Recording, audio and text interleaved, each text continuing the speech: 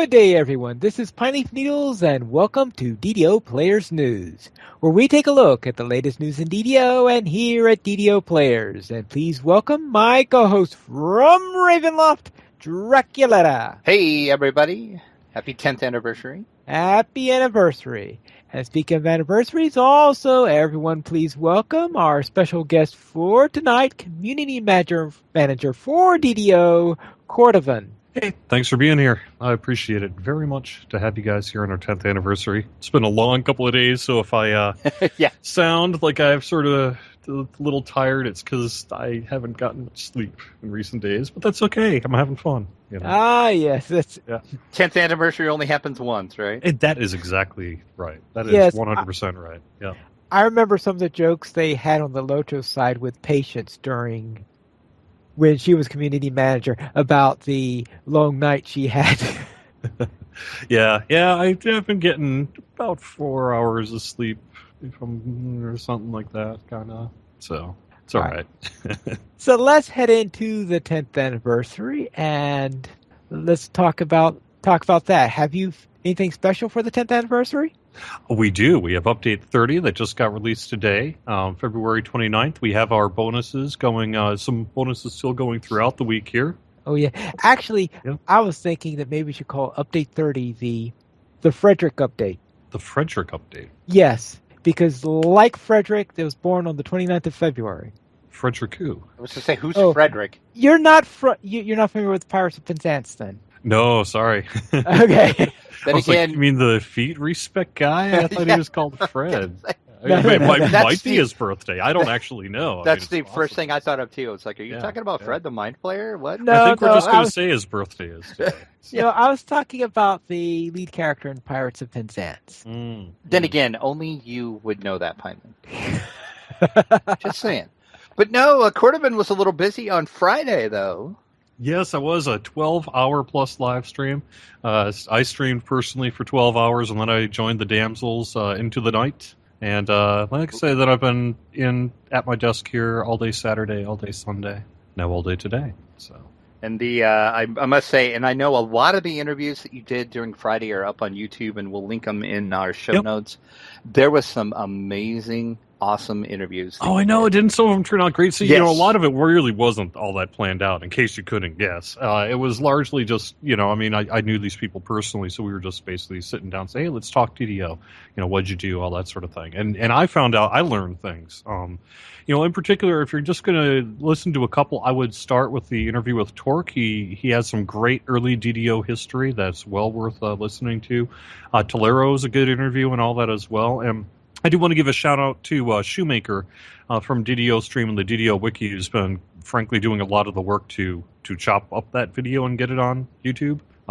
Because it was on Twitch and they have the ability to do highlights on Twitch and that too. They've been kind of doing some of the lifting on that one while I've been busy getting Update 30 out and all that sort of thing. So, but yeah, through the next couple of days, we're hoping to get more of those out. Probably not all of them. Some of them, the sound quality wasn't so hot. And, there's 12 hours of stuff, right? So not everything is going to go up there. But some of the more interesting stuff we're going to be able to get more permanently archived.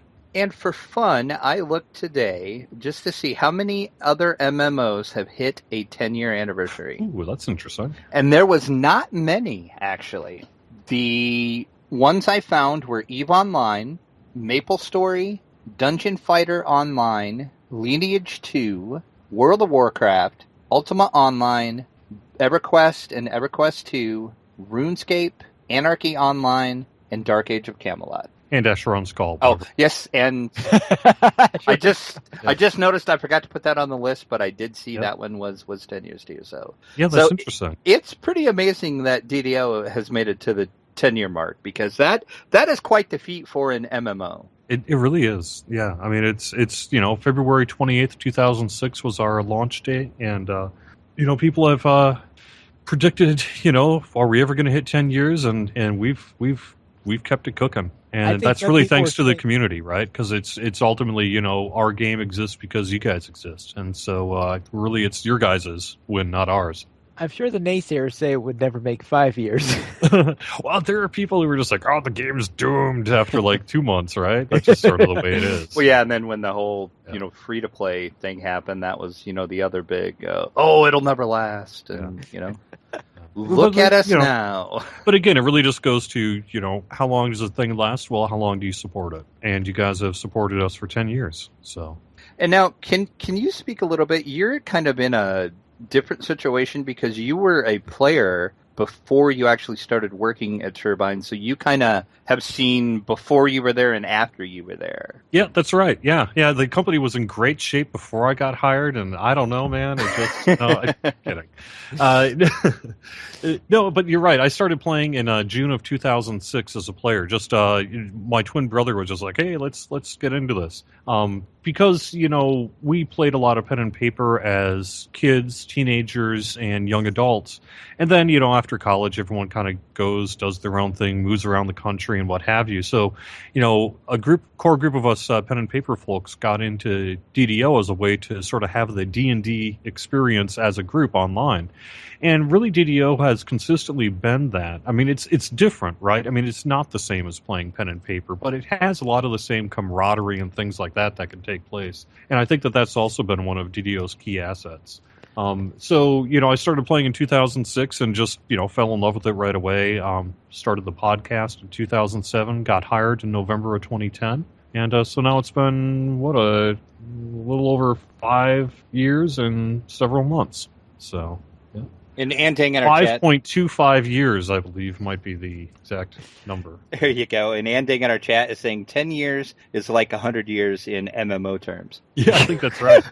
Yeah. And he does have a point with that. So that means next year you can have your 111st birthday. Oh, that's right. Yeah. So the update did hit today, of course. And the 10th anniversary tokens are out now. Once your character logs in, everybody will get a token. And it kind of looks like, I keep calling it the golden ticket from Willy Wonka. I'm sure that is pure coincidence. Yeah. But the thing is, though, it is going into your green collectible bag if you have loot all on. Right. So, yeah. So if you're like, where's my token? Check your green bag. That's probably where it is. We've had no reports of anyone not getting it, just a fair number of reports of people thinking they didn't get it. It probably shouldn't go in your bag, but it was just one of those oversights. If you have your bag set to auto-gather, it auto-gathers. Now, I did notice that when you log in, sorry, did you guys hear that right now? Yeah. Okay, the game audio? Oh, no. Okay, good. Sorry, I just tried to log in because I wanted to check something on the ticket. Oh, okay. Make sure that the sound wasn't coming through. Nope. But it probably shouldn't go into your bags, but it just was kind of the way it worked out. So on the other hand, that means also if you have full inventory, it'll probably go into your bag and all that sort of thing. So that's I think why it was done. But the other thing is I did notice that when you first log in on that character, there is a message that shows up on the screen saying, hey, this has gone into your inventory bag. If you log in and then go grab a cup of coffee and come back, you're not going to see it. But, provided that hasn't been your experience, you should have a message about that anniversary token. And now, is that something that you got to look at, like stopping it from going into the bag, or is that just how it's always going to be? I think we're going to keep it that way. It's better at this point not to mess with it too much. Yeah. Yeah. And then, of course, those are used to go to the trader that is in House P, and also today I noticed is also in the Hall of Heroes. Yeah, correct. Which I didn't realize it was in the Hall of Heroes as well. So I didn't either when I was writing the release notes. Oops. Because I ran there because House P was way too crowded. Yeah, right. So I went to the Hall of Heroes. But you can use that to trade in for various items. And I did see a post from you today that is saying more items are going to be added to that list, so people might want to hold off doing the trade for right now. That's correct. So, when we debuted this list on Lemania, we got a lot of feedback from the community just saying, hey, I have all this stuff. And so we wanted to respond to that community feedback. So we put some items together to add to the list and then checked it into our development sort of tool. but then for some various reasons, it didn't end up getting into the build that we used for this morning. So we launched, update 30, and then we're like, where's the stuff? So, unfortunately, that puts us in kind of a unfortunate position, right? Where it's like, well, then we have to decide, do we add this stuff later, or do we simply just say, sorry, we can't, because we don't want people to feel bad for making a choice. But if we choose to add it later, that means immediately there are going to be some folks who will have already used their tokens who might have wanted to get one of these other items. So we ultimately had to make a decision here, and our decision was to add this stuff anyway. And, we do apologize if you look at one of those things, you're like, no. But we feel the list was pretty good to start off with, and it's just going to be getting a little bit better as it goes along. I know the other question is, well, why don't we just give everyone 2? Well, there's some reasons, technical reasons, and other reasons why we're not doing that. This is pretty powerful stuff for one. So we kind of have to be careful about that. But we also have some various things because for those who might remember the Raiders reward boxes, we ended up having a similar issue with that and ended up giving everyone 2. But those were in the days before we had, things have changed a little bit between then and now. And we just can't sort of hand them out like that. So, unfortunately, we're kind of in a position where you can only have 1. Some of them have used them all up. We can't re-grant them. And it's really a choice of either just saying, sorry, we're just not going to be able to include any of this other stuff, or sort of be put out the word, hey, you might want to hang on.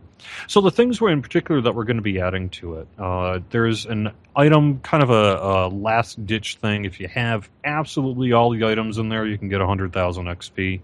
We're adding a cosmetic, which is the Cloak of Winter Ice. That was something that was in Daily Dice for a while, but very few people ever actually got. And I know some people wanted it. And then probably the biggie is the Heroic Sword of Shadow. We're going to be adding that one as well. Not upgraded, no shards, no seals, no augments, none of that stuff, just the Heroic Sword of Shadow. And I believe we're also adding Cloud Piercer, is that the two-handed sword? Let me check that one up quick. But, yeah. Oh, no, that's Pinion. I can't remember. There's something, it was just someone on the forums that said, you should add, and we're like, okay. So, yeah.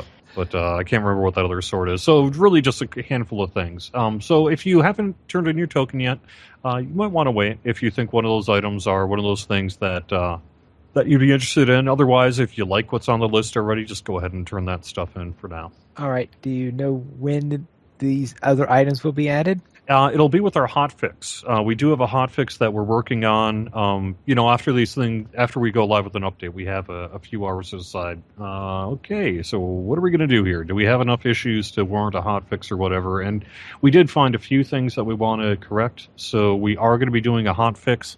It's a little early to tell because we literally are kicking off the build in about an hour and 15 minutes. So once the build, if it compiles right, if it all checks out, if all the check-ins work and it gets through QA and all that sort of thing, could be as soon as perhaps Wednesday-ish, could be Thursday, could be Friday. Kind of depends how the process goes, right?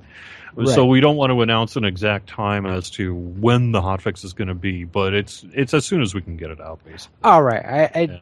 When I meant also to say whether within the week or within the month. Yeah, the goal is to get it out within the week. Something would have to go terribly wrong for us not to get it out this week, and so I think I just jinxed it. But there we go.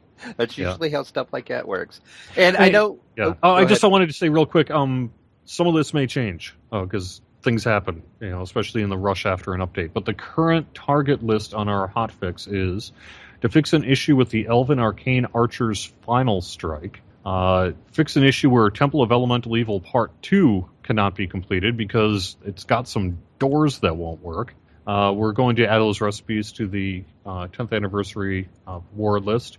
And then we're also going to fix the shield clicky for the least dragon mark of scribing, which is one of the new gnome dragon marks. And there may be a few other things depending on whether they get into the build and all that sort of thing. But that's the current hit list. And I know a little during pre-show we were talking about this loot list in general. Can you kind of explain how this reward list came about as much as you can? Sure. So, when we were coming up with, okay, so what should we do for the 10th anniversary in terms of a reward? In the past we've had, say, cake, genie cakes, birthday cakes, things like that. So we kind of wanted to keep that consistent, just because it's been a thing that we've done just about every year, and people seem to like it. But we wanted to do something extra special for the 10th anniversary, because, hey, 10 years, right? So we got to thinking about, the history of DDO and just how important, searching for that rare item. Loot has always been a big core of DDO, right? So when it came to, well, what's the biggest thing we could possibly do in terms of a giveaway, the answer that pretty quickly came up was, how about some of the rarest loot in the game historically? Some of the most, kind of put together basically a best of loot list within certain parameters that we would feel comfortable giving out to the community at large. So I worked on the initial couple passes of that list and brought it down to somewhere around 40 items. And then I passed it to the Players' Council without telling them what we were going to do with it, because I didn't want them to try to say, well, let's see, this isn't the best, but what do I want right now? Exactly. So we were being a little sly, unfortunately, but we did sort of bounce it off them, and we put together the final list that we have. Well, the mostly final list that ended up getting to Lamania. And then, like I said, with Lamania, we got another round of feedback, and we added a few more things based on that feedback. The main things we had is, this has to be bound to character, because if it was unbound or bound to account, you could just roll up character after character after character and have infinite loot, right? So can't do that. And we wanted to give one item per character in terms of power level, right? So that allowed us to do fairly significant loot, like, say, ultimately the Heroic Sword of Shadow, Litany of the Dead, some of that sort of thing. It all had to be bound to account. So it all had to be bound to account. It couldn't completely destroy the game, like as if we gave everyone an Epic Torque or a Mysterious Bauble, that kind of thing. Unsuppressed Pale Lavender Ironstone, that kind of thing. There are certain items in the game which are super duper powerful, and that's great. But there's a difference between an item that due to its rarity, a small number of people per server are going to have, and something that virtually everybody can have, which is what it would be if we put it into this list, right? So we had to kind of call that list down carefully to see how awesome can it be without being too awesome, so to speak. And I think we did a pretty good job of it, to be honest. So. Yeah, there is some really good stuff on there. Yeah. And, I'm happy because I don't get a chance to run a lot of raids. So, some of this stuff, and we all know how my RNG luck goes, besides that, so some of the stuff I'd probably never have a chance to get. Yeah. So, for me, it's great. And the other thing is the list was not, we didn't approach it by saying, what are the most desirable items in-game right now as of February 2016? It was over the last 10 years, what have been some of the most talked about, most hunted for items in the game. So that's why something like, say, a Bloodstone, which, at the time, at one point was the Holy Grail, and nowadays really is fairly minor just due to the prevalence of other Seeker bonuses in the game and that sort of thing. But still, we wanted to include it in the list, because there are people out there who are like, I never got my Bloodstone. Now you can, So, there you go. And we are going to take some questions from the chat here in a little bit, but there is one that kind of has to reflect what we're talking about here, and that is from Bonnie Bew. She is asking, how long is the turn-in for the anniversary event going to last? Our current official statement is at least through March. It's ultimately something that I think we're going to decide on a little bit later. We really have a fairly good control as to turning it on and off whenever we want to.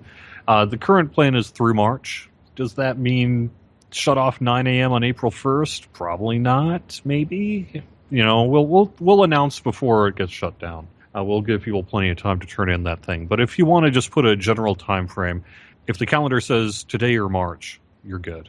Cool. Okay. Yep. All right. We can move on, Pineleaf. Very well, then. Then let's head into Update 30, Gnomaggedon. And yes, for the final time ever. Yes. Since it's actually here, one more time. This is the last time you'll hear this on the show, folks, so wipe your tears.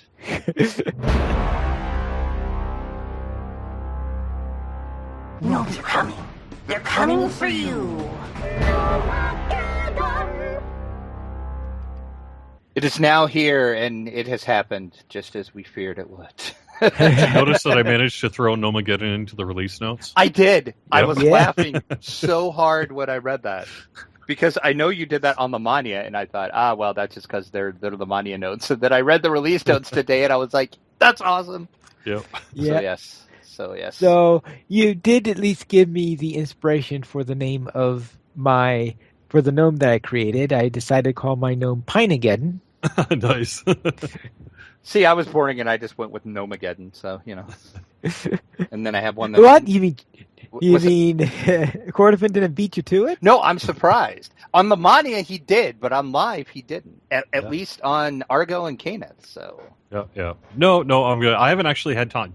You see, that's one of those things is when you do sort of work for the DDO team, I have been so busy since, say, Friday. I have literally not had time to do anything that's not work related. So I haven't rolled up a gnome yet because I just haven't had time. But I will. Yeah, that is the problem. Sometimes you can be the shoeless cobbler. Yeah, right. And speaking of said Gnomaggedon release notes, the release notes are out. We did post a link to them today on the site. They are pretty much the same as what we talked about when they were on Lemania. Of course, the Anniversary Theme Dungeon is here. You can find that in House P. The dungeon is available from... I should also mention you can also find that in the Hall of Heroes as well. Yes, I found that out by accident, actually. I did too. That was really we did? Okay, Yeah.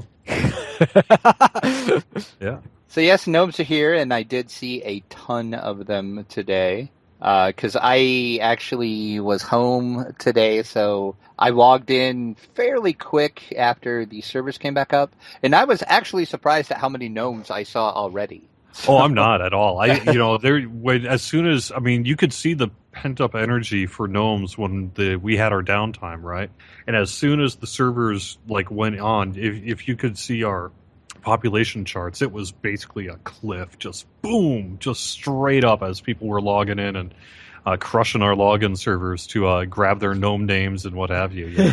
So there was a few things from the release notes that stood out to me. I don't remember this being on the Lemania notes. If it was, I just don't recall reading it. But chest will now glow blue for the entire party when a character gets a particularly lucky loot roll when initially interacting with the chest. Mm-hmm. Was that on the Lemania notes? Because I don't remember that. Yeah. Oh, was it? Sure it was, at least on the second Lemania update. I guess I don't remember that. It's kind of a minor thing, but the basic idea is to try to give you some sense of feedback when your loot boosts work. Because we have these new treasure hunters elixirs and all that sort of thing that are out now and working.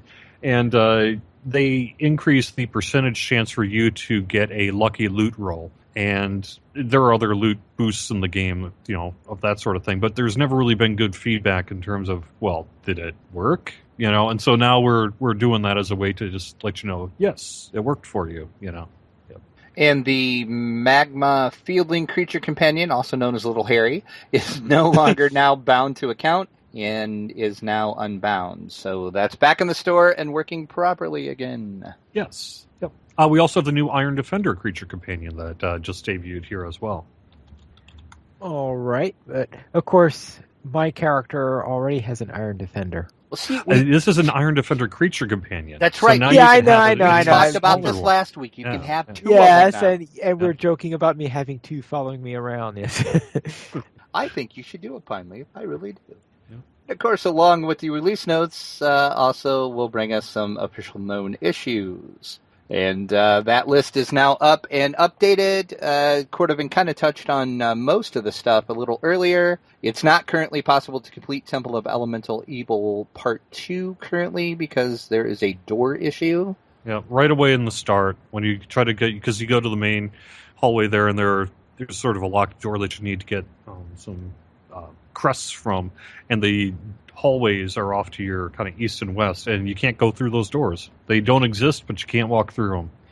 That is just a weird bug. It sure is. And we did talk about this earlier too, but the 10th anniversary tokens will appear in your green ingredients bag if you got that set to auto gather. So if like I said, we did talk about it earlier, but if for some reason you log in and you think, hey, I got cheated out of my token, it's in your green bag. And actually, all you have to do is you really don't even need to see that token because you just need to interact with the Djinn, and it will pull up the loot list, and you'll see that you have one token to turn into him. So, yep. And that's pretty much it for the known issues. So, hotfix incoming soon. Trademark. I'm investigating a couple other things that we're looking into that just haven't gotten. These aren't new issues, but we're thinking about adding a couple of oldies but goodies to the list. There was one guy who pinged me on Twitch the other day saying they want to get one about improved precise shot not working correctly with some throwing or all throwing axe weapon types. That's something we're investigating. Depending on the state of that, we're going to add that. So. Well, it's already on the list. Oh, is it? Okay, well, I did. It's under items. There you go. Okay, cool. Yep. I stand corrected then. Yeah. And a free character slot is coming with U30, which explains why I had an extra character slot when I logged in today. Exactly right. It's like they almost want you to create a gnome. Yeah. Funny how that worked out. Yes. You don't have to use it for a gnome, but you probably should. But I see that you got the Oprah picture to go with that. Right. Right, and also MMO Games' favorite fantasy games results. Oh, we've been following this for the last few weeks here, so we could finally know who the winner is. And how did we do against Black Desert? We won. Ooh, thank you. Soundly we won, and I do credit that to the amazing DDO community because we rallied, because we were down a lot, and then we were almost tied for a while, and then they pulled ahead, and then we pulled ahead, and once about, I think, a week and a half ago, 2 weeks ago maybe, we pulled ahead, and we never looked back. I know, isn't that amazing? It was really, really generous of the community to be so nice about it. 4,142 votes for DDO and 2,826 votes for Black Desert Online. Yeah. So it looks like we had almost 4 times as many votes as ESO. So, yeah. More than 4 times Guild Wars 2, and about 5 times as many as World of Warcraft. And like I said, that it's all to do with the community and how awesome all the DDO players really are. So that's great. Yep, it was very kind of you folks. Well, and that was despite the fact that Desert had the advantage of advertisements all over the voting pages. Yeah. There's that little fact too, but hey, it doesn't matter. We won, so. And hopefully more people will see that and see that we won, and more people will come and check out the game. That is our hope, at least. All right. Then let's head into the DDO Chronicle, where it looks like it's raining on the cover art. It is, and is that some that is really concept art from the introduction cinematic. Okay. You know, back if you play the introductory cinematic for the game, there's that, I served in the last war. And at one point, there's a boat coming into the harbor. And this is from the concept art, the sort of storyboarding of that. Oh, wow. Okay. Uh-huh. That's awesome. In the Community Spotlight section, Ginger Spice has advice for the would-be warlock. Click over and watch this video series. And I will highly, highly recommend this video because I learned some stuff about my warlock that I did not even know.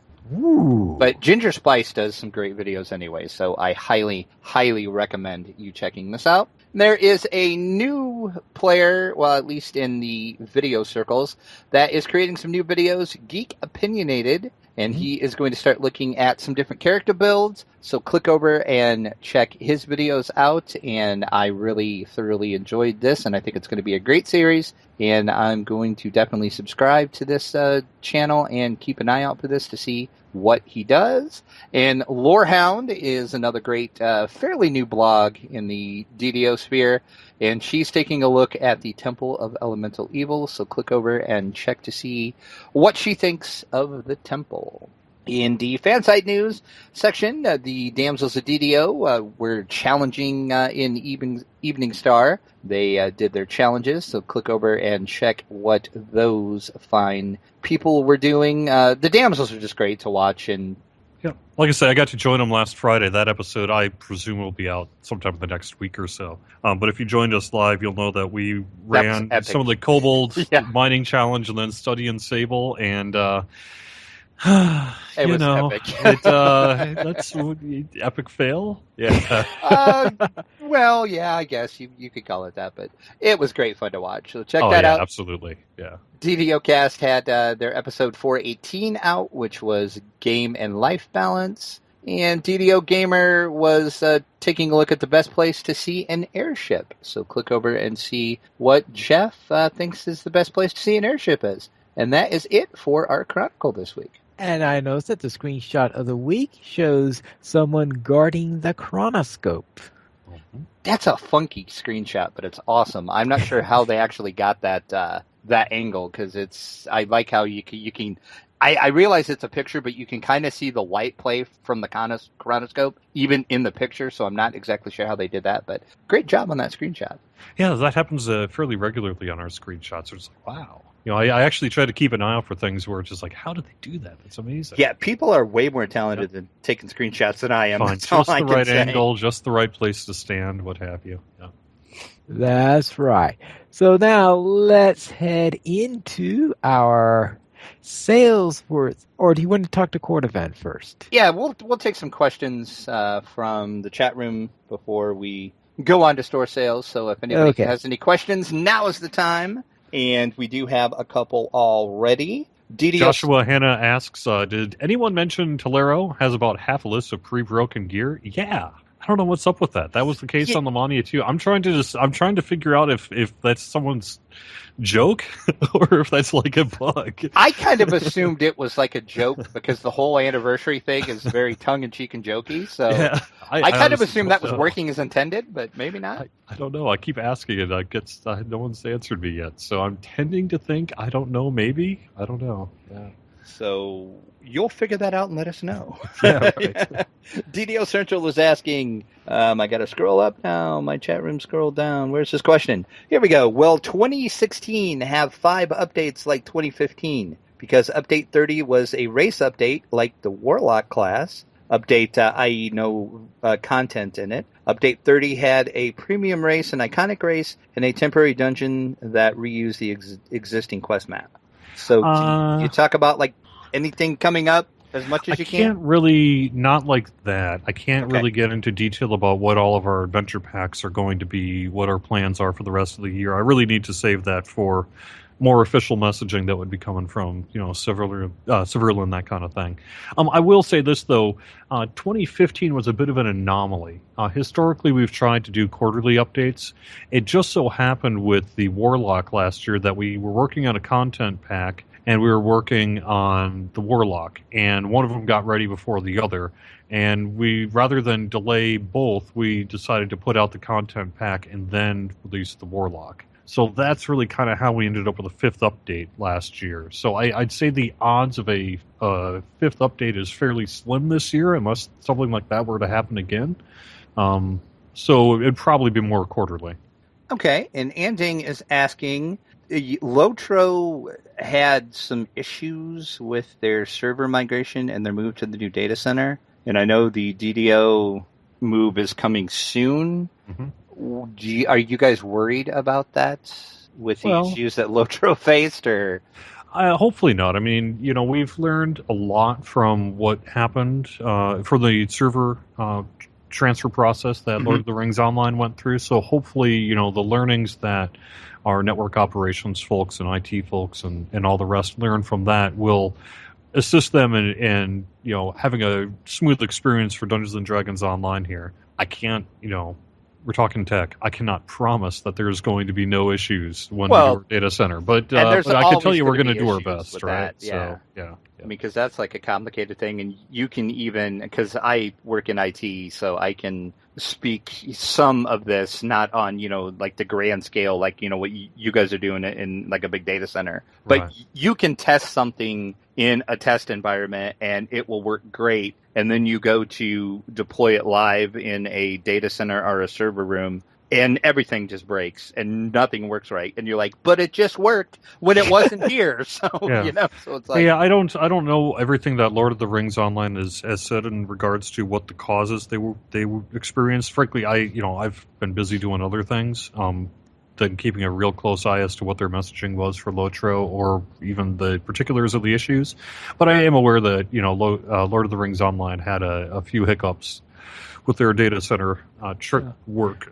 And hopefully that won't happen for DDO. Yeah. Well, some of the hiccups they had were related to not completely understanding the system, which they probably do by now. And another source of hiccups they had were, of course, the routing to the various areas. And that's probably when they take care of that on the Lotro side. I would hope that would also take care of any potential ones when that end from the DDO side, since the routes would have been fixed. So I did notice that Andang says, so why are we moving since Lotro had issues? So for those who were with us on Sunday, you'll know that we had some downtime, and that downtime ended up being basically hardware failures at our data center. Frankly, some of our hardware over at our data center is getting old and needs to be updated, needs to be replaced, and that's why we're doing it, because we want to get this stuff onto newer, faster, better as soon as we can. So, and I know on the Lotro side, they went from a 32-bit system to a 62-bit, or a 64-bit. Is that going to be the same for DDO? Are they upgrading to 64 as well? I don't know. I'm going to assume the answer is yes, but I don't know. And Joshua Hanna in the chat is asking, so what's next for DDO? Update 31. Good answer. Yeah. I think it's too early to talk about the specifics of what the adventure pack is going to be, that kind of thing. DDO Central, I can kind of combine that. Says, when will we see the Umber Hulk? The plan is to put the Umber Hulk into the game next update. So that would be update 31. So what's next for DDO? Umber Hulks. Where are you going to fight them? So, Yeah. Can you repeat that, but slower? Yeah. Sorry. Okay. Sorry. I just can't really. I'm not trying to be overly coy. We're just not in a position to announce what our next content is. Yeah. Understandable, because you all right. You know. So assault of the Umber Halls, then. Yeah. And DDO Central is asking another good question that I've been wanting to know myself for a long time. And that is, are we ever going to find out where Militia really comes from? What is her home plane? That's a good question. We know where Militia's from, but when are we going to get to that content? Not immediately. I think that's going to stay unanswered for a little while here. Yeah, that's because if you go to her home plane, you could kill her permanently, and I'm sure there are a number of things you want to do with her before anything like that happens. I could make a joke here, Pine. Yeah, I know. I was just thinking it too. Yes, I'll just let that lie. And yeah, no. I think you raise a point though, where Militia is a very popular character in our game, and so if you were to truly go and truly kill her, do you actually want to? I'm not sure. No. Yeah, and but we have thought about the answer to that question about what her home plane actually is and all that sort of thing. So yeah, I know I've seen some pretty wild theories, and some pretty theories that if you know the lore and you were a big pen and paper player, I've seen some theories that make a lot of sense of where she might be from. So I can't wait to see where the story goes with this. Yeah. But it's not going to be immediate. It's not going to be right away, I don't think, on 31.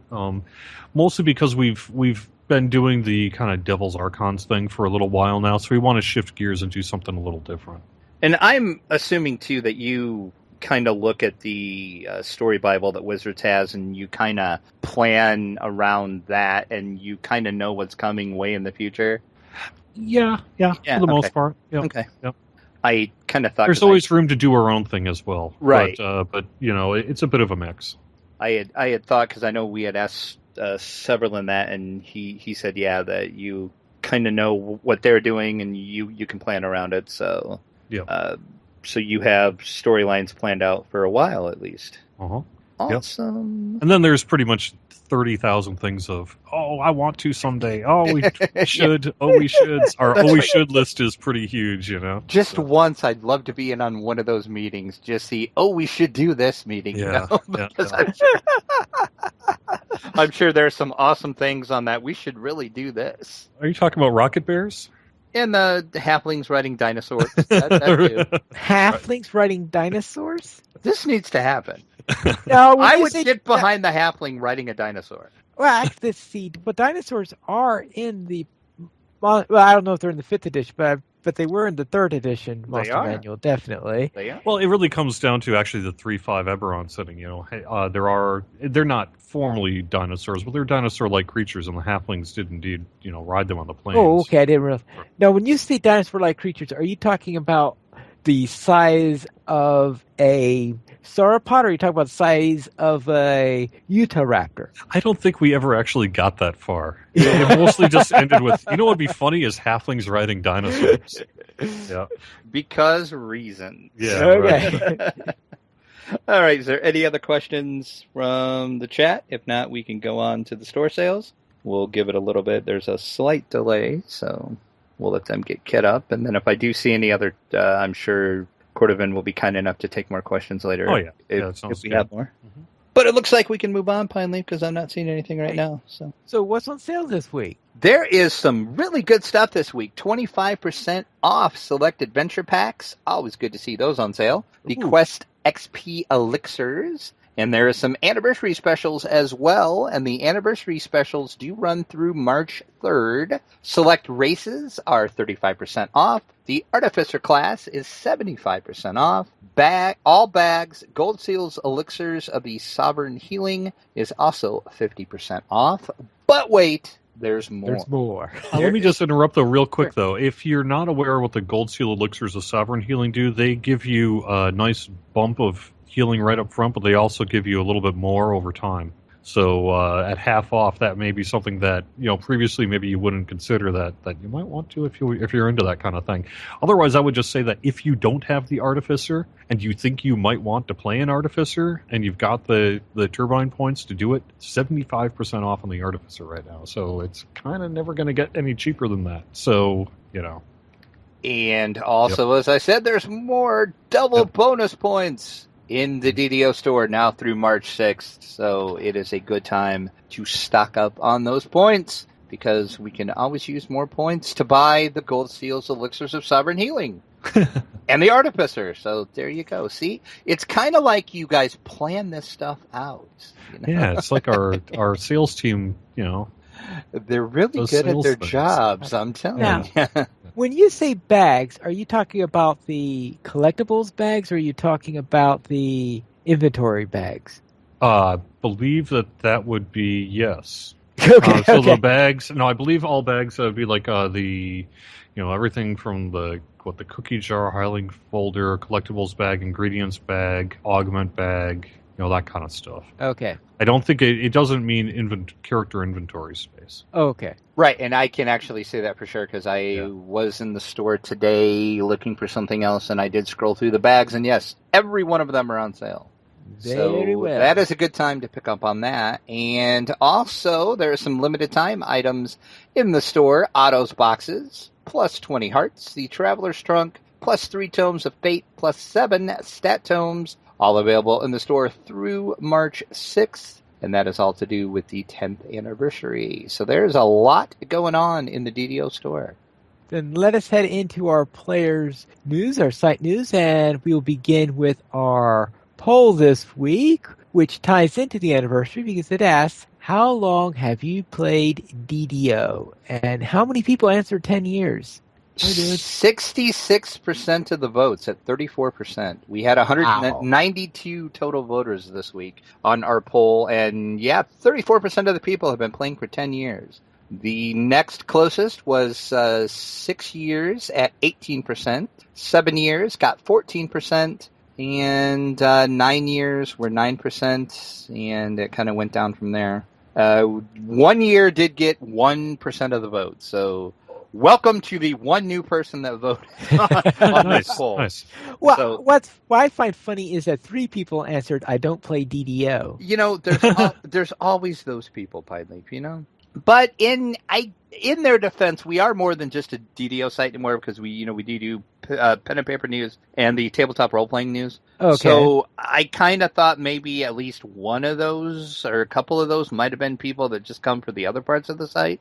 Maybe but your mom voted. It could be. DDO. That's right. That's right. I don't know what this DDO is, so I don't play it. So, but yeah, I was kind of shocked that actually because I was assuming. I was going to say maybe 6, 7, 8 years was going to be the highest votes. And I was shocked when that was actually 10 years. There's been people here from the beginning, which is awesome. Yeah, that's probably about as good a time as any to mention that we do have some things that we kind of wanted to keep it under wraps until people started getting them, but people have started to get them. So we mailed out last week some dice bags with a D20 and a couple of D10s to some of our most loyal fans over the years. You know, people who have been here since the very start, and some of our some of our biggest fans. I guess we would just say that. So we got about 500 bags made, and we mailed them all out. So they've started to be coming in the mail the last, as of today and this week. So that's been pretty exciting to do as well. And a lot of those are our 10-year players that are getting. I will put a picture of those in the show note as well, because you did show those on the live stream on Friday, and those bags look awesome. So, yep. Sorry, we would have. It would be in a perfect world, we'd have one for every single player of our game, but it just at some point the cost gets too big, so we kind of made as many as we could, and that's just sort of where it sits. But yeah. All right. Now I noticed that there are a number of people who had some comments on this poll. For example, Indrik says, I'm going to mark 10 years, but in reality, I started playing DDO in April 2006, and I have enjoyed it ever since. So he's a couple of months shy of the 10-year mark, but we'll give him 10 years. Yeah. And Yuska says, been here since the beginning. And Steiner Davian wrote, Open beta December 2005 while living in Japan. I remember going to the Navy Exchange the night the DDO launched for Head Start, getting a new monitor, and then going to see a friend's band play at the Officers Club on base. Then going home just in time to set up a new monitor and log in to when the game went live. Okay, now this might be the geek in me, but is anybody else imagining the monitor that he bought? One of those big, hunking, huge CRT monitors. That's what I'm thinking. So I think I actually know what monitor he had at the time, because I used to play with them. I still do play with them occasionally, but I was the same way. It was a monstrous 17-inch monitor, and it was about the size of a desk. Yeah, exactly. So, yeah, and about that big in the back with the tube. And yeah. Oh, those were the good old days. Yeah. Half L says long enough to remember long enough to remember paying to get into the harbor to avoid that brutal Butcher's Path quest and what it meant to have XP debt. Yep. XP debt? Oh, that's right. I had forgotten when people mentioned that thing. Yep. And Memnir wrote, I've been around since the closed beta in 05. Started in October, I believe. And we had quite a few responses from the post I put up in the fan site section of the forums. Starless Sebedy said, voted. My husband and I joined in 2008 after moving 5 states away from our gaming group. Been on Argo ever since. And Evil Garden Gnome said, I started about March of 2007. I missed the first anniversary, but was playing for Giant Hold was released. Level cap was 12. And Kaylee says, ha! So embarrassing. I've been playing for 2 months this coming Saturday. Well, that's awesome. I'm glad you're here. Right. And welcome to the game. And Hobgoblin says, I want to say that it was early March 2006-ish. tried it, liked it, did something stupid, and lost both the account and email that went with it. Bought a new DDO box to get a new code and played on that account ever since the join date. Boy, he lost the account completely? I'm not sure what one would have to do to actually lose your account completely, but apparently, as he said, it was something stupid. So apparently, because he also lost was. his email Yeah. address, apparently, which would explain why he couldn't recover it. And our final comment that I just kind of picked some of these out at random. So if I didn't read yours, I'm sorry, but you can go on the forum post and see all of these and on our site as well. But over on the forums, Nebulous said, 8 years come April. First bought the game at the Air Force Exchange at Travis Air Force Base on sale. Isn't everything at the exchange on sale? At least that was my mother's old joke, is that it's cheaper at the base. Though I do wonder about this thing about that, because that's the second one who purchased the game at the exchange. It's kind of funny that there's like two people that did get it at a Air Force base. So, well, the other one was at a Navy exchange. I mean, the armed forces have long had a history with D&D, and we have a large segment of military people who play our game. Always have. It's always been part of the community. Doesn't surprise me, really. All right, then let's head into our DDO player screenshot of the week. And it looks like that someone was having a good conversation with Archbishop Dryden. As much as you can have a conversation with a dead person, I guess. Yeah.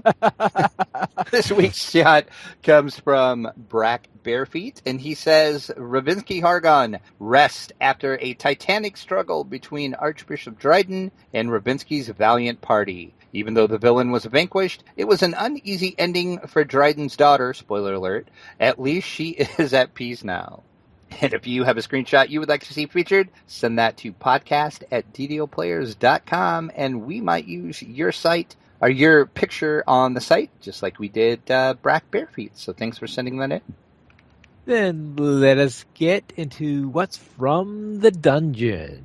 And we have an update on the Dungeons & Dragons movie. Ooh, hopefully it's going to be better than the last one. Maybe.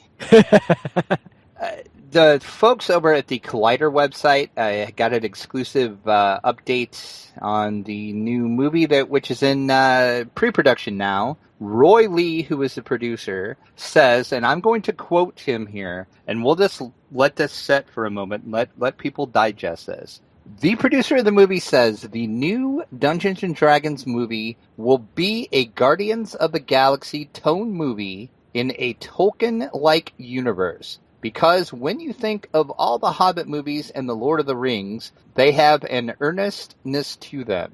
And to see something fun, a Raiders romp inside the world, I feel is something the audience has not seen before. Okay, I guess. I've just tried to picture those two put together, but we did learn a little more too. He says the new movie is going to take place entirely in the realm after them having been transported from our world into the realm. So that was the fear that a lot of people had when this was first announced. They were afraid it was going to be kind of like the they kind of did in. It's the Dungeons and Dragons ride. Yeah, that's. I was trying to think of how to word that, but yeah, exactly. They ride the roller coaster, and oh my God, we're in Dungeons and Dragons. But yeah, so yeah, this was exciting to me and any other fans of the realms. The Yawning Portal will be featured prominently in the movie, and it's going to be one of the people's favorite set pieces. And if you're not familiar with what the Yawning Portal is, that is one of the taverns in the Forgotten Realms. It features predominantly in many of the Forgotten Realms storylines, and it's pretty cool to see them actually doing the Yawning Portal, because it has never been done in a movie yet. So the Yawning Portal, it sounds like where they're going to drop into when they go through this interdimensional portal to get from our world. It probably will be. I could see them doing that. So yeah. So I don't know. The whole Guardians of the Galaxy. They're going to turn Yawning Portal into Callahan's cross-dimensional tavern. Or Yeah, what's the proper name for that? the Dungeons and Dragons roller coaster ride. Yeah, Dungeons and Dragons. All right. Which I always wanted actually as a kid. When I was a kid watching like a tour, it's like, how's come I can't? I want to ride a Dungeons and Dragons roller coaster. That sounds awesome. You know? I want a unicorn as a pet. Yeah. Fun. So yeah, I don't know. I was just a little scared when the whole Guardians of the Galaxy meet Lord of the Rings Hobbit trilogy happened. But I don't know. We'll see. I was thinking we would have Keep on the Borderlands. Yes. You know, the only saving grace I can say for this is going to go into theaters, so it's not going to be a straight to sci-fi, which the last two were. So we have that going for us. If you saw the third Dungeons and Dragons movie, you'll know why I said that. Oh my god, it was horrible. Worse than the first. Yes, way worse than the first. If that's even possible, but yes. That's even possible. Right, let's then head on to Chris Perkins. Ask me anything on Reddit, and why is this pointing to the wrong article? Yeah, I just noticed that in the show notes. Because I just clicked on it, and I'm like, that is not the right thing to go into. So, I was hoping you would stall for time while I pulled the right thing up. Yeah, Chris Perkins, of course, the Dungeon Master Extraordinaire, who actually has a birthday today as we record this. So he is a leap year baby. So happy 12th birthday, Chris Perkins. And if you follow Dungeons and Dragons, the Wizards of the Coast site, the Twitter, and some of the people there, they were giving him so much grief today about being a leap year baby. They were showing pictures of stuff that was older than him. It was pretty amazing, some of the stuff they were coming up with. So, but they even gave us a shout out actually as part of that. Oh, did they? I missed that tweet. Yeah, they. Let's see. I'm actually trying to scroll through where it is right now. Yeah, I missed that one for some reason. But while you're looking for that, I'll go ahead and go on. This past Friday, over on the. Oh, here we go. Sorry, it says retweet Wizards_DND. Not quite. Hashtag older than Perkins, DDO Unlimited, but you'll catch up in a few years. That's awesome. So he had a Ask Me Anything over on the D&D subreddit on Reddit, and it was very Reddit-like. If you know Reddit, you know what I mean by that. But I did curl some of the better questions out of it. There was some really off-the-wall questions. But he did answer a few questions relating to Curse of Strahd. The question was, I noticed that in Death House, there was a mention of using new backgrounds. Is it possible to expand on that? And if you don't know what Death House is, we talked about that last week. That is the pre-adventure that they released with this month's new issue of Dragon Plus. And yeah, that's what stores are actually going to use to kick off the Curse of Strahd storyline. Chris answered that. There is a new background in Curse of Strahd called the Haunted One. It starts off, you are haunted by something so terrible that you dare not speak of it. You try to bury it, run away from it, to no avail. He says, I designed it with Jeremy Crawford's help, and I love the way it turned out. And he did also post a 2-page little preview of that, which I have linked in the article, and it looks like an awesome character background, and I can see why it would fit really well in the Ravenloft storyline. Also, from Curse of Strahd, with the release of the DM's Guild and the OLG, Curse of Strahd seemingly taking the adventure in a whole new direction, would you say that D&D 5th edition is entering a new phase in its life cycle? If so, what would you say the goals, direction of this new phase would be? He says Curse of Strahd represents an acknowledgement of D&D's greater multiverse. We will continue to tell stories in the Forgotten Realms, but Curse of Strahd is a shot off the bow of everyone who professed that Wizards would never go back to its other classic settings. We foreshadowed the coming of Curse of Strahd in the core rulebooks, which I think when they first came out, we talked about that on the show. Right. The core rulebooks contain a lot of clues about some of the stories we intend to tell going forward. Ooh. So now I'm sure everybody's going to grab their core rulebooks and try to find any little bit of information they can get out of there. But the Ravenloft clue was first page of the... Yeah, exactly. Well, I mean, they talk about Strahd by name in it, too. So that was, right. So it's like... Yes. There's a couple other questions. You can go ahead and click on the article to read the other questions. And I did link the full Ask Me Anything if you want to read that. But good luck to you, because Reddit Ask Me Anythings are kind of hard to follow with if you're not following them live. So it took me forever to go through and pull the good questions out because, oh, Reddit. Yeah, polite, well-spoken. That's Reddit. After this episode, we will be playing an interview of the Adventure League community manager, Robert Aducci. So make sure you don't turn off right away when I sign off, because we've got more coming.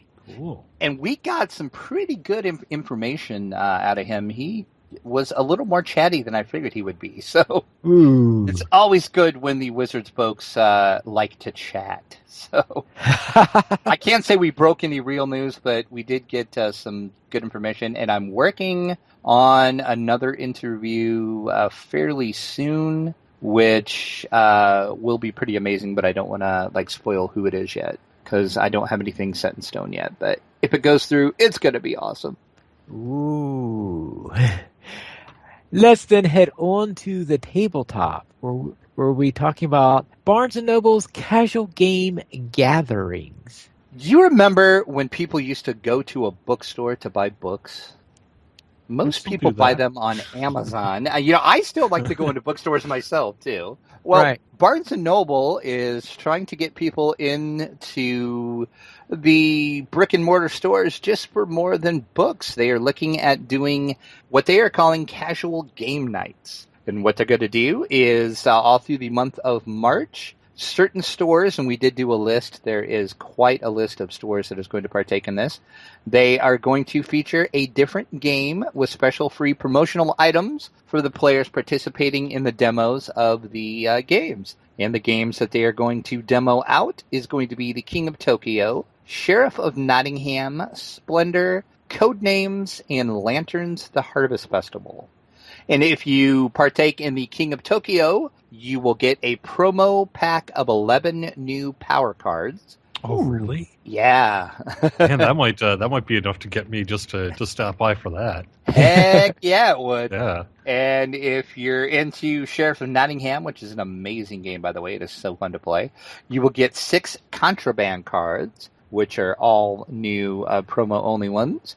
And if you partake in the Splendor play, you'll get a Splendor-branded playmat. And if you check out Lanterns, the Harvest Festival, you are going to get a 4 Lanterns promo tile pack. When's the King of Tokyo thing? Do they have dates? They did not have dates yet. They are going to update this. Let me see if they've updated their site. Let me look real quick. No, all they have is just 5 Thursday evenings in March. Okay. I will 5 see. Thursday evenings, and I noticed that none of these are in Boston, as far as I can tell. So, yeah, I was just scrolling down to look at that to see where the closest one to Boston would be. Is Framingham in there? Natick? Framingham. I thought I saw.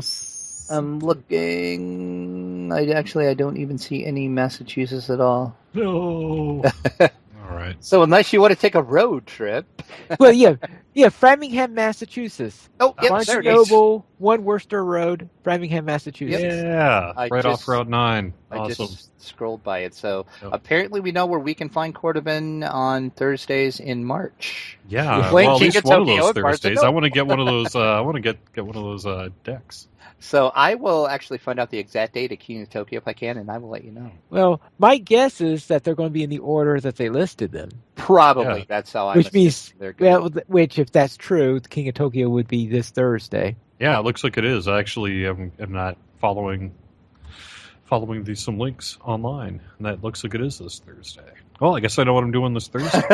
Yeah. Well, Now, I should note that playing games in bookstores isn't exactly a new thing, because I remember I was part of a games group that used to meet in mortars back when they existed. I used to rent out the public library, one of the little conference rooms, and me and my friends would spend all afternoon in the library conference room.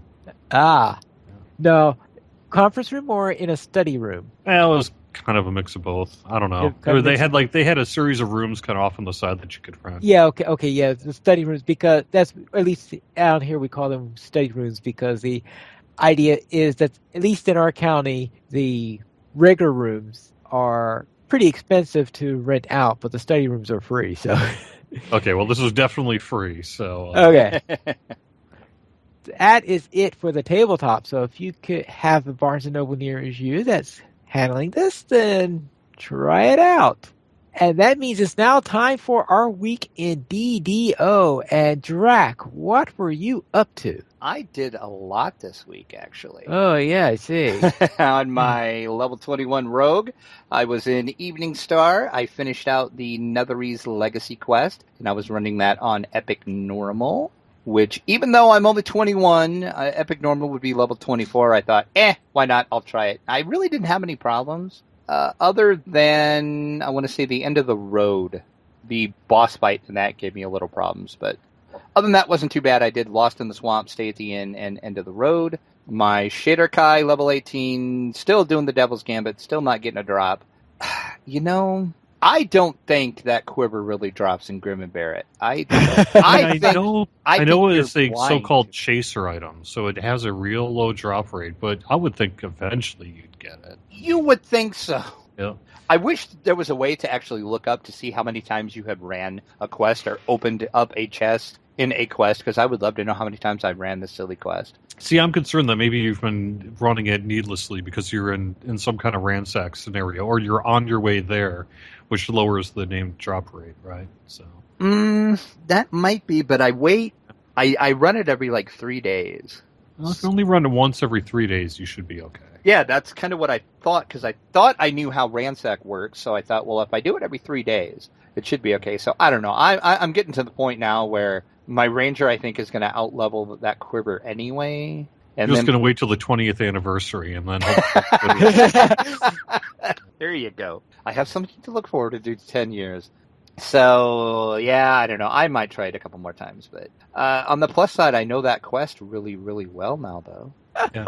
I can pretty much power through that quest in about 13 minutes. Oh, wow. Not bad. I tend to skip the optionals because, I've done them, so I don't really do the optionals. I just basically go in and do the stuff. But, stupid quiver. My rogue is level 6, which I reached, actually, and was running Delaris with a friend of mine that just started playing. We jumped in to Delaris. We did the Mystery of Delaris Tomb. That's the only one that we've done so far.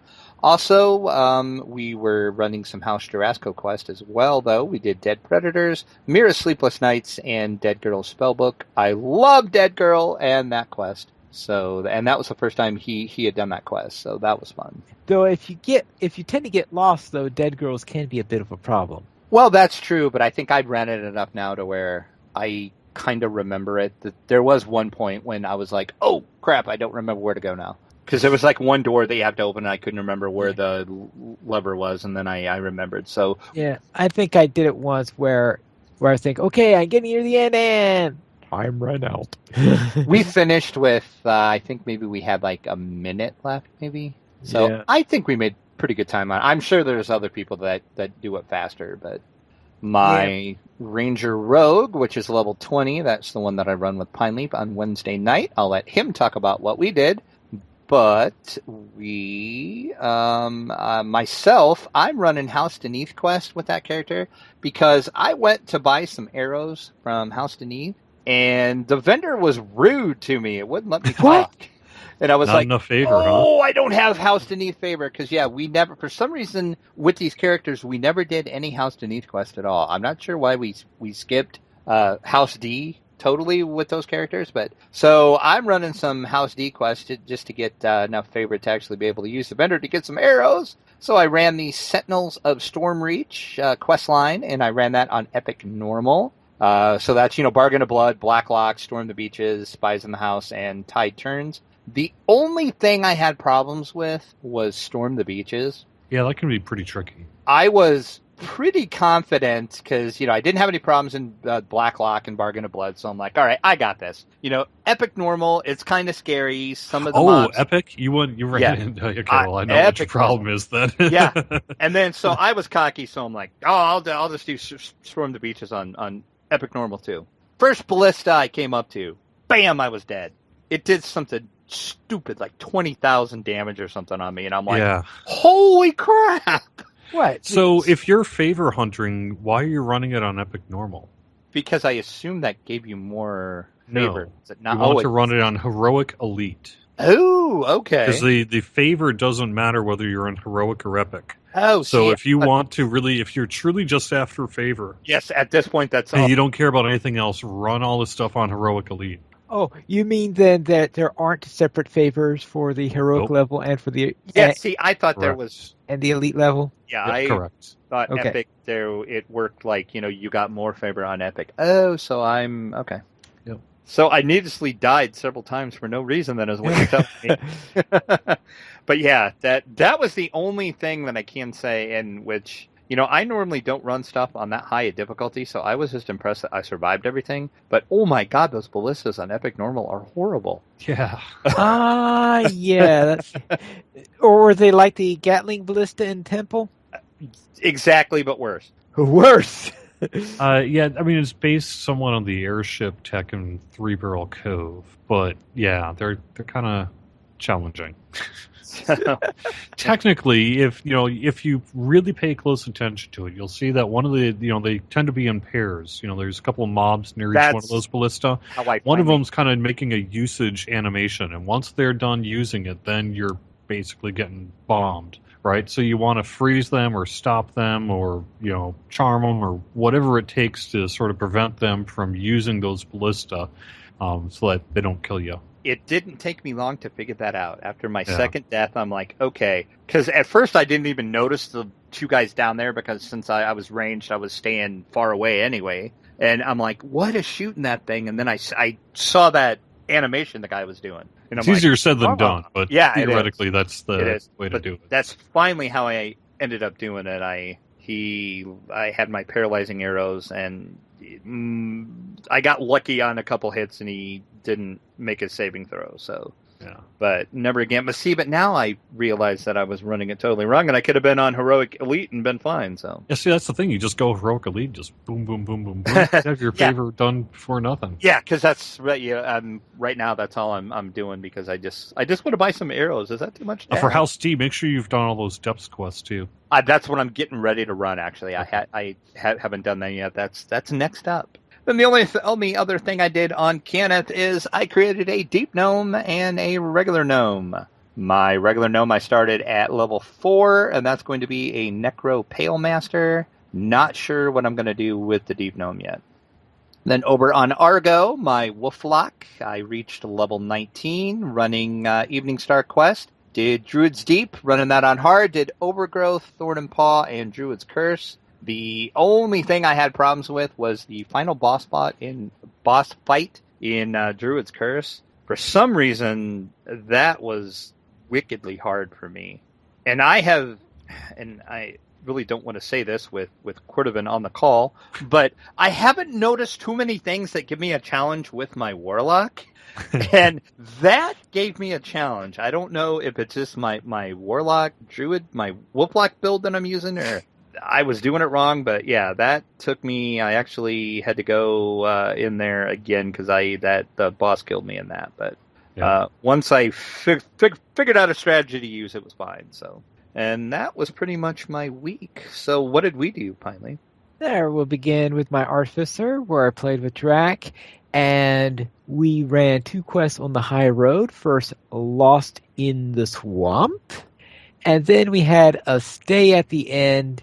And at first I thought, with Drac always recommending that we try these things at hard, I said, okay, we'll go in at hard. I went in, and boom! Yeah, poor Pineleaf. Yeah, and they answered the question why I don't do these things at hard. Which I don't understand, though, why they just tore through you. Yep, rip.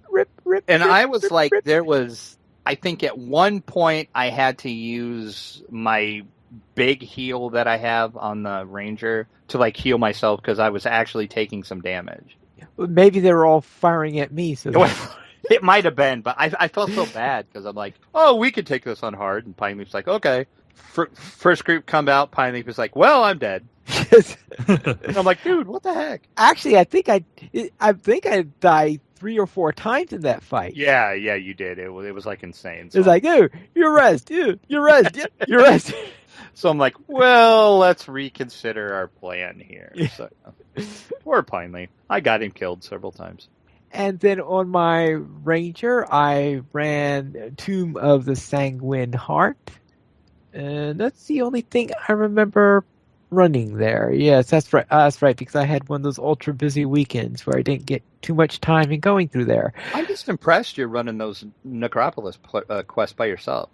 Can you actually remember how to do them from when we ran them, or are you just like winging it? Let's see. Well, last week I was talking about where I had done, was it the Crimson Heart last week? Yeah, I think so. And in that, it was well, I vaguely remembered the thing about the skulls and stuff like that, but I wasn't sure the pattern. And it was only when I was doing it myself that I saw how small those runes were. Oh, yeah. Yeah, because I was expecting big runes or something like this. No, there's these tiny little runes on the skulls. And as for the Crimson Heart, I don't remember anything too unusual on that one. That seemed to be fairly straightforward, if I recall. I guess I could always check the video and see it, because that was my YouTube video for the week or for okay, DDO. well, I'll have to go back and watch your... and then you can see whether or not if I was completely lost, or if it was fairly straightforward. I'll go back and watch those videos then. Now, I'm not doing all the Necropolis. For example, there is one thing which you can't even do it solo because we were hard pressed in doing it for 2 when we were doing it before. And I think I want to get to level 6 content next time, so therefore I'll probably be bumping up the level and trying some other things. Actually, no, now I know what I'm going to be doing for the next episode. Of course, obvious, the anniversary dungeon. Oh, there you go. Yeah. And that's what we're going to do this Wednesday too, actually. Right. So, Cordovan, what did you do? So, in terms of just regular questing, I haven't had a lot of time because this past week, has been quite busy getting ready for the anniversary. I've had late nights. Really, most of last week I was setting up equipment and coordinating all the interviews and getting all the stuff out. We got a press release out to various things. Just lots and lots of work. I did get the chance, though, to also do a little bit of favor hunting in the Necropolis. I ran the Necropolis Part 3 stuff, so that'd be like Shadow Lord and all that sort of stuff. And I ran that with one other person, and we just kind of tore through it because we were upper epics. But again, that was for favor. And because I wanted to unlock the capstone Shadow Crypt for that one. I think that's the right one. Otherwise, I did get into Wayluna as well. Had a long questing time and through a mirror darkly, which, man, if you're up for it, the wiki might be your best friend. And then through a mirror darkly, that could be a challenging one to find your way around. Yeah, I actually tried that on my rogue, and I gave up. So I'm like, tough. This ain't ever happening. Yep. I would actually like to complete that, but I need to find somebody that actually knows it. Yeah. So I did that. I think that's really all I've done in terms of just regular questing. But then, of course, so Thursday I was on for a couple hours doing prep work and setting up for Friday's show. And then I was on for 12 hours Friday doing interviews and in-game giveaways and things like that. More towards the interview side because as people thought might be a possibility, that came to be the case. When I was live streaming and then giving away things in game, too quickly people would flood into the instance to the point that it would essentially lock up the instance due to lag. So I had a really hard time giving away things in game on Friday during the live stream, just because I'd have about 30 seconds, 45 seconds before the buffer, the time delay hit Twitch. And people realized where I was and then started pouring into the instance. So it was really difficult to really do much of that. So I did most of that on Saturday and Sunday. I was in the office bright and early Saturday morning and did that literally throughout the entire day. I didn't get out of the office until, 1 in the morning or so on Saturday. And then on Sunday, I was in again from noon until about 4 o'clock when we started having some server issues. And I was just like, well, clearly I should be dealing with this rather than giving things away in game. And then eventually none of us could log in anyway because, like I said, there were some hardware issues. So Saturday was really, really fun. I got to really, for 10 years, It's like, well, what if I just got to do whatever I wanted on my admin? Well, I didn't get to do whatever I wanted. Like I wasn't handing out raid loot and things like that, you know? But I did do a few things. Like I went into Temple of the Deathworm, and the group wasn't aware that I was there because I was invisible on my admin, and I spawned a cow in the big circle. That's awesome. And then I spaced it apart every 10 seconds. Another cow would pop up in their raid in a gigantic circle surrounding the Deathworm dragon. And so they were in their group typing in, what's going on? What are these cows doing here? And I've never seen this before. It was truly miraculous. The other thing I did is I popped into a Mark of Death raid, and I had a frog invasion. I flew above the platform there and just dropped, a dozen frogs, then another dozen frogs, then another dozen frogs, then another dozen frogs. And there's these frogs hopping all over their instance, and again, they were like, what in the world? The other thing I did is I went into an abbot raid, for example, and as they were beating down the abbot, I made the abbot shrink a little bit, a little bit, a little bit, little bit. So he just shrunk as they beat him down, kind of like a mudman, and that was pretty amusing as well. So I got to have a lot of mad fun, frankly, doing that sort of thing on the live servers. And then I also did, in-game events and giveaways. I was spawning like some Elder Purple Worms, an Evening Star, a lot of kobolds in the harbor. I went into House Jarasco and had a zombie halfling invasion. I decided that the dwarves in House Kundarik would get a little sick of their adventurers, and so I spawned several hundred dwarves to try to take House Kundarik back and things like that. So that was what I did this weekend. It was, like I said, it was a blast. So, apparently so. Yep. And like I said, and then I did, I also went, like I said, I was going server to server, and some of the longest running guilds in the game, because we have guilds that are founded guilds and all that sort of thing.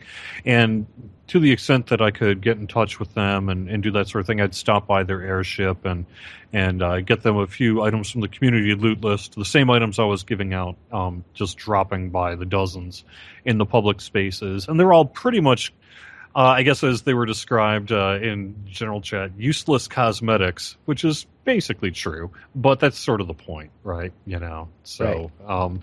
And it's a good time. I was really glad to do it. So I've got a few pictures I suppose I can put in your chat here. Let's see if I can show it of some of the events that I took part in. But it was a really good time, and it was enjoyable. We really wanted to just bring a nice party atmosphere to the live game servers this weekend, and I think we were pretty successful at doing that. So, I think the cow thing is probably the best thing, though.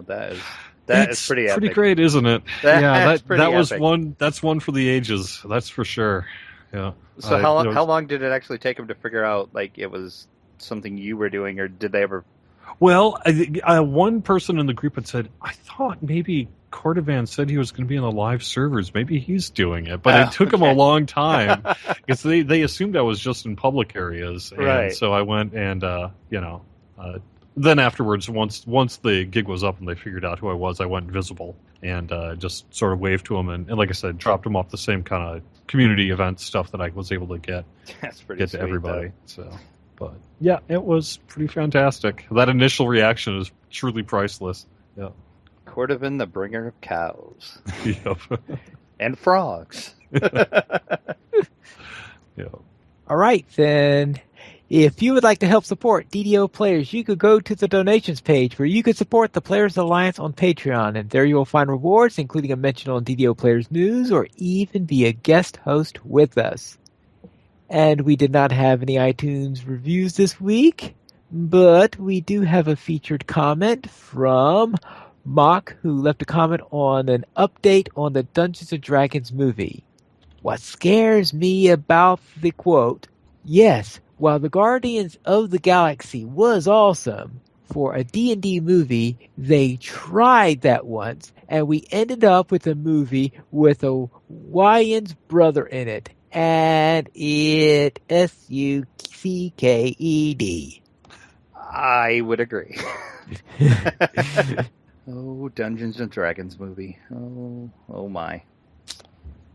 I can't say anything about it. It's a fun I was waiting to see how you were going to delicately dance around the subject. Yep. Moving on the Blu-ray of the Dungeons and Dragons 2-pack, there was 500 turbine points. Yes, there was, actually. Yep. So that automatically gives it a couple stars, doesn't it? Yeah.